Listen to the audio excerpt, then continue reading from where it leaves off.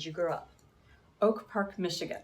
Tell me about that place. It is Metro Detroit, Okay. so suburbs, Like that?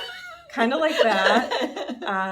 Town of 30,000 people and really good schools and quiet neighborhood. Walked everywhere, no busing, I've heard Detroit has like amazing Lebanese food.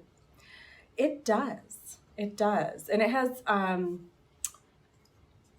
lot of good Greek food too. There's a huge Greek population. So what do you miss about it? Coney Islands. Really? There's no Coneys outside of Michigan. Maybe if they, Ben's Chili Bowl is the closest thing to it, but it's a totally different cuisine. Okay. So it's often a very Greek thing. It's a very Michigan thing, and it's a chili dog. What do you not miss about it? I left when I was 18, and so I hadn't come of age, so I sort of left as a kid, which means I don't have like deep adult roots there. My family all sort of moved all over the place and left for various reasons over the years, so I don't go back.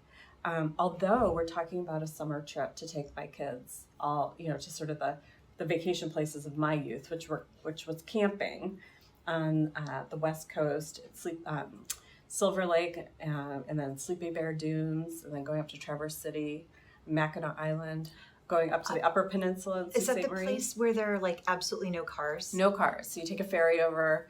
There's a big fancy hotel there. We never stayed as a family. We always camped on the mainland and would take the ferry over. You spend the day, and it's got some early American history built into it and good fun shops. And so those are my childhood memories that I want to take my kids to see.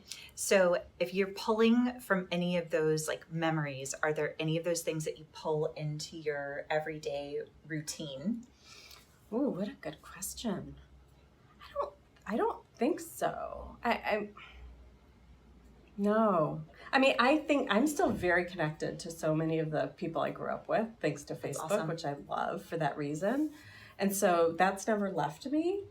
And so there is a sense of community that's still with me from Michigan.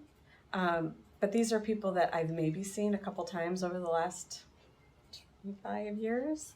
But certainly like how I was raised is part of who I am now. So you have said the word community a lot, so I think that sounds like a huge part of it. Yeah, I think so. And it was a small town feel, although I think my high school was pretty big. I think my graduating class was like 300 and some odd students. I certainly didn't know everybody. But it was because it was a small district, not like here in Arlington where your kids every year could have 100 different kids they haven't met before.